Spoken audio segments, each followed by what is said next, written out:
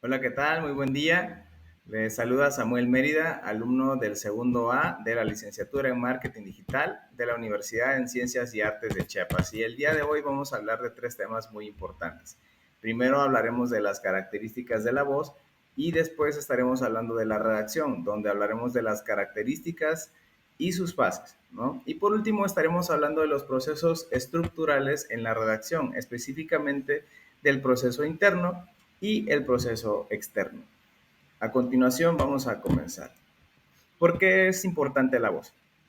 La voz desempeña un papel fundamental en la comunicación humana, al permitir una expresión más completa de ideas, emociones y significados, así como para facilitar una conexión más profunda entre las personas que están conversando. Si lo trasladamos a un ejemplo cotidiano, no podríamos hacer amigos tan fácilmente si no tuviéramos una facilidad también para expresarnos con las personas con las que tenemos ciertas afinidades. Y en el caso, por ejemplo, del trabajo, no podríamos quizás realizar completamente nuestro trabajo, nuestras labores de trabajo, si no tuviéramos también facilidad para saber expresar las dudas que tenemos con respecto a las tareas que se nos indican o respecto a cierto proyecto, sobre cierta tarea, ¿no? Entonces, por eso la voz es importante y no solamente la capacidad de hablar, sino la forma en la que modulamos, la forma en la que guardamos también silencio y eso es un poco de lo que vamos a ver a continuación. Aquí vemos que las características de la voz son seis: la velocidad, el volumen, el tono, el ritmo, la pausa y el énfasis. Y a continuación vamos a ver cada una de ellas. La velocidad se refiere a que es la rapidez o la lentitud con la que se pronuncian las palabras en un periodo determinado. Es decir, de cuando estamos dentro de una conversación, qué tan rápido y qué tan lento hablamos. Como segundo punto, el volumen. El volumen está relacionado con la captación del sonido por medio del oído. Se le califica como fuerte, débil, suave o bajo.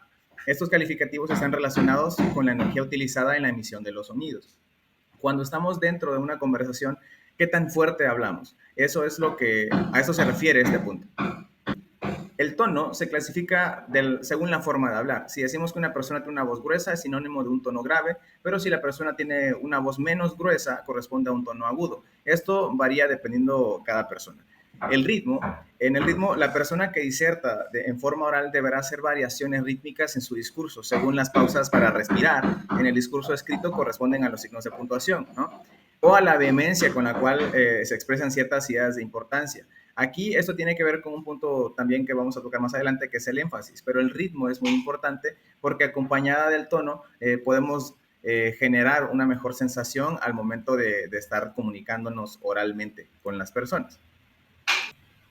Ahora toca el turno de hablar de la pausa. Como perteneciente a un proceso, la pausa está obligada con los demás aspectos nombrados o por mencionar, sin embargo está aún más relacionada con el anterior, que en este caso es el ritmo, pues permiten agrupar las palabras de tal forma que el orador pueda tomar aire para continuar en su acto. Y por último, el énfasis. Este aspecto recae sobre la fuerza que se pone en ciertas expresiones del discurso para resaltarlas.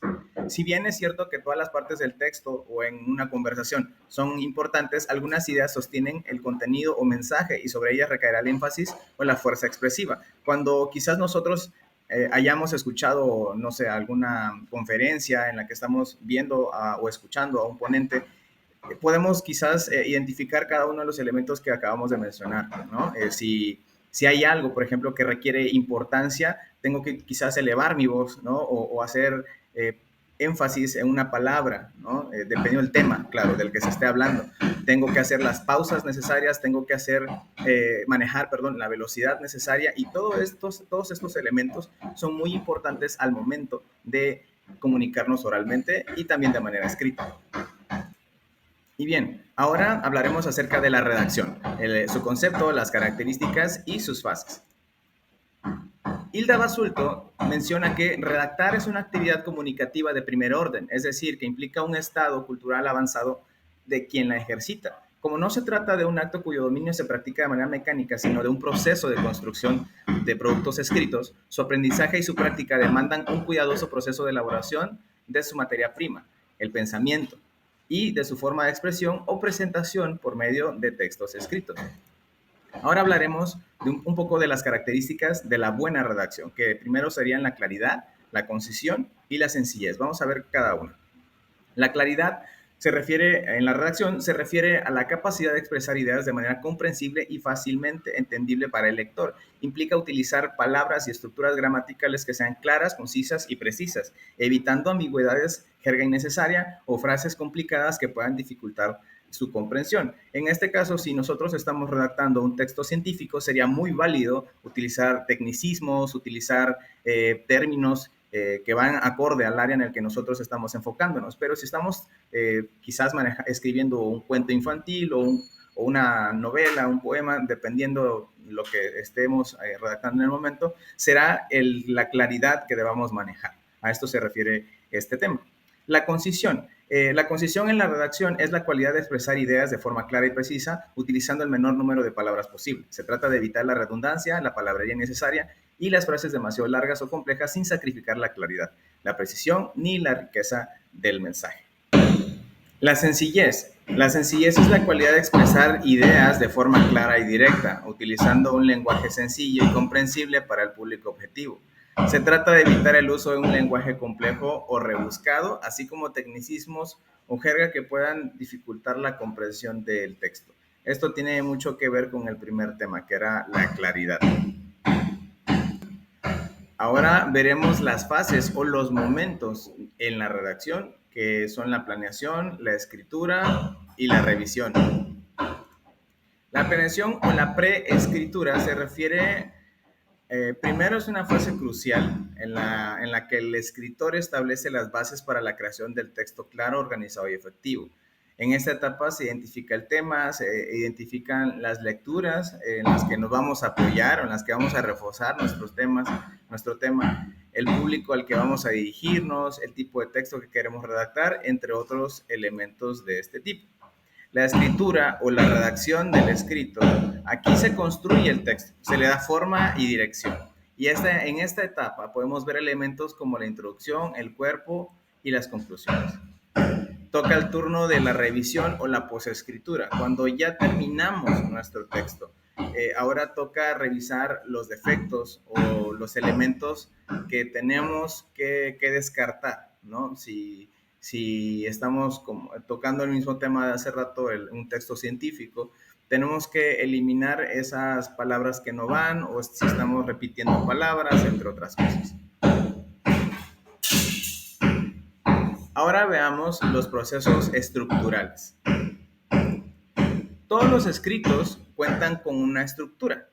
El escrito, como toda obra material humana, es un producto de trabajo de elaboración interna y otro de manera externa. Su estructura tiene una faz no aparente que se cumple en la mente del redactor y lo induce a escribir de determinada manera y otra visible materializada en lo escrito. Veamos el proceso estructural interno. Cuenta con estos elementos: el objetivo, el destinatario, el asunto, la selección y la jerarquización. Vamos a ver primero el objetivo. Este surge en la mente del escritor. De hecho, hay que hacer esta aclaración. Todo el proceso estructural interno surge en la mente del escritor o sucede en la mente del escritor. En la etapa del objetivo, pues responde al para qué. O sea, a partir de aquí nacen las ideas de las que estará conformado el texto. Luego el destinatario. En esta etapa se responde a la pregunta del para quién voy a escribir, y aquí se elige el estilo de texto que se va a crear, porque ya entendemos a qué audiencia nos vamos a referir.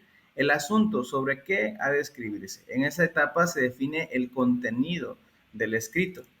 En la parte de la selección se elige el material que será incluido en el escrito, y en la última, en la fase de jerarquización, una vez que se conoce el material y los elementos que conformarán el escrito, toca jerarquizar la información, de manera que podamos estar listos para empezar a redactar. Una vez concluido este proceso, ahora sí viene la parte externa, que es escribir. En el ordenamiento, aquí el escritor define su plan de trabajo, qué es lo que va a escribir primero, qué es lo que va a escribir después. El lenguaje, al momento de escribir tenemos que definir qué elementos, o sea, qué construcciones, qué palabras, qué signos y demás medios convencionales van a formar parte de nuestro texto. El tono, ya que elegimos qué medios de expresión, qué lenguaje va a formar parte de nuestro texto, es momento de elegir con qué tono vamos a comunicarnos ante la audiencia lectora.